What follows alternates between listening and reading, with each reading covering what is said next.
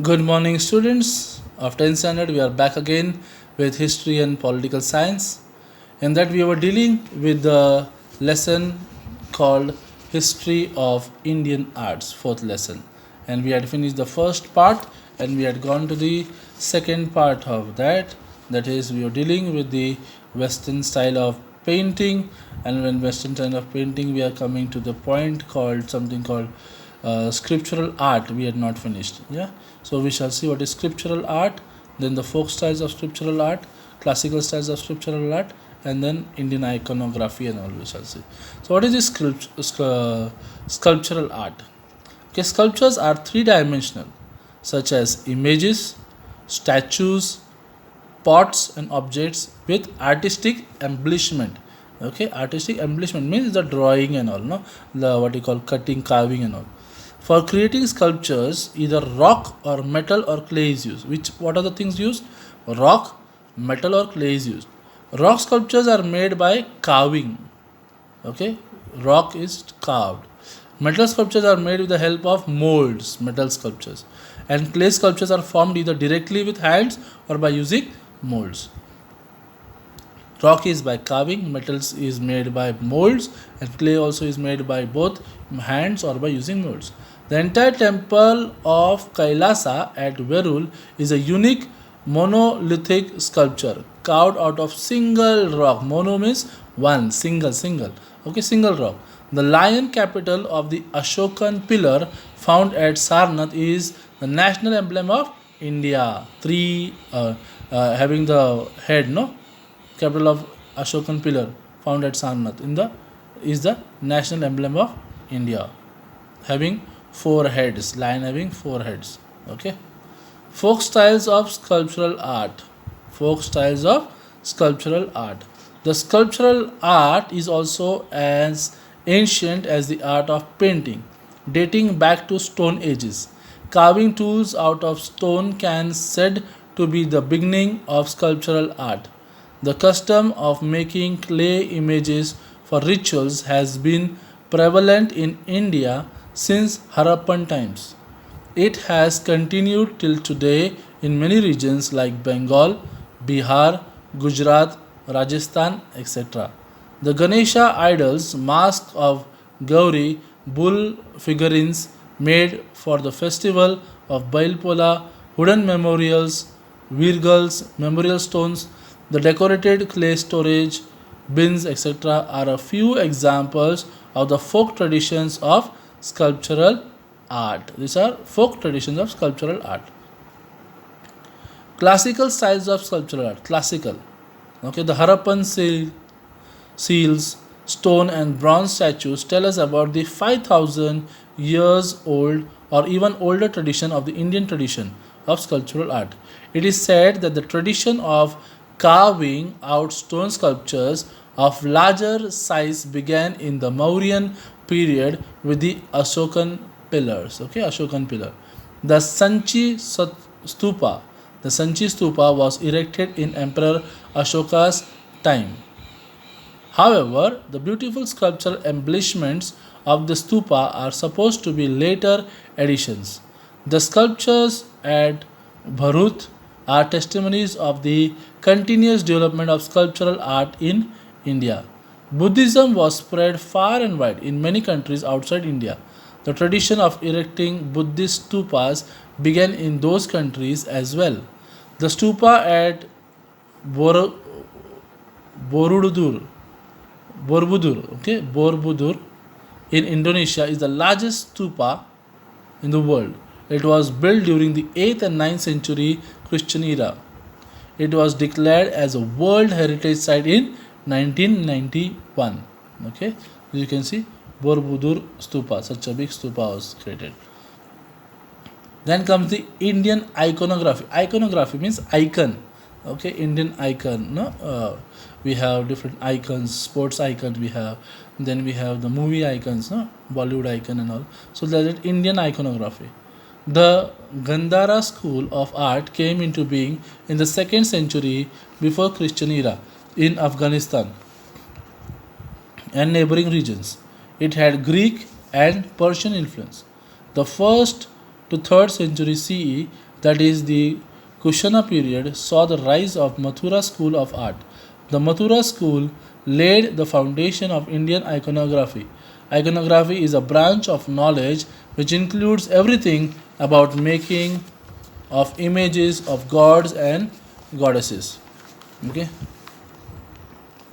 The Kushana kings made use of images of various deities on their coins. During the period of Gupta Empire, the iconographic rules were formulated and standards for sculptural art were set.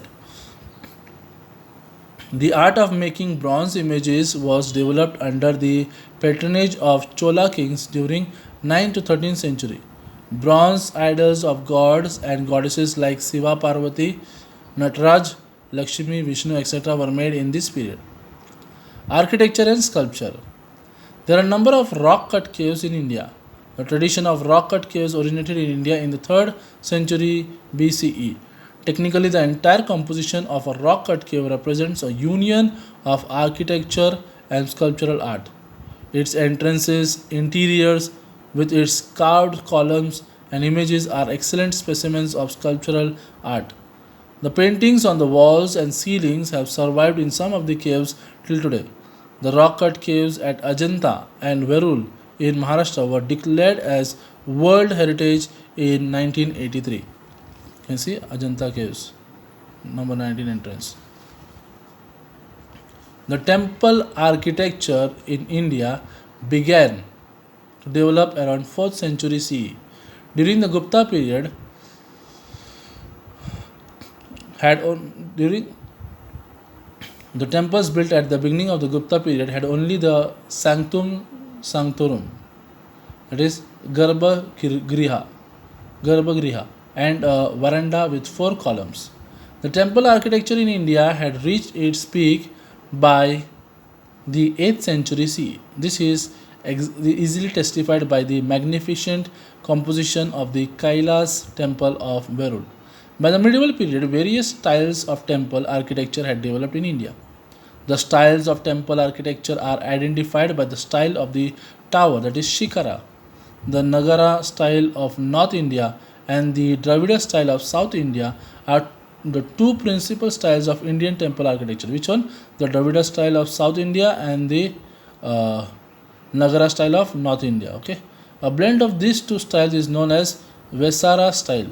The Bhumija style, seen in Madhya Pradesh and Maharashtra, has a close resemblance to the Nagara style from the structural viewpoint.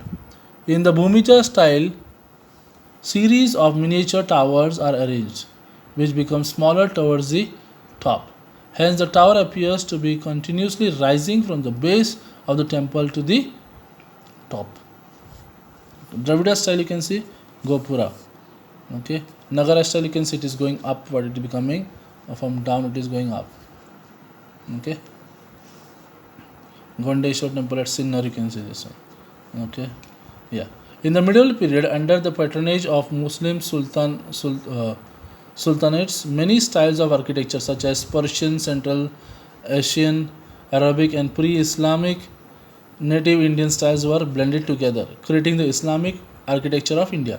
Many beautiful buildings were created. The Qutub Minar at Mehrauli near Delhi, Taj Mahal at Agra, Gol Gumbaz at Bijapur in Karnataka are the world famous examples of the Islamic architecture of India. The construction of the building of Qutub Minar started during the reign of Qutbuddin Aibak, 12th century CE, and was completed in the reign of Altamash, 13th century. Qutub Minar is the highest minaret in the world. It is the 73 meters, 240 feet in height. The Qutub Minar complex of building has been declared as a World Heritage.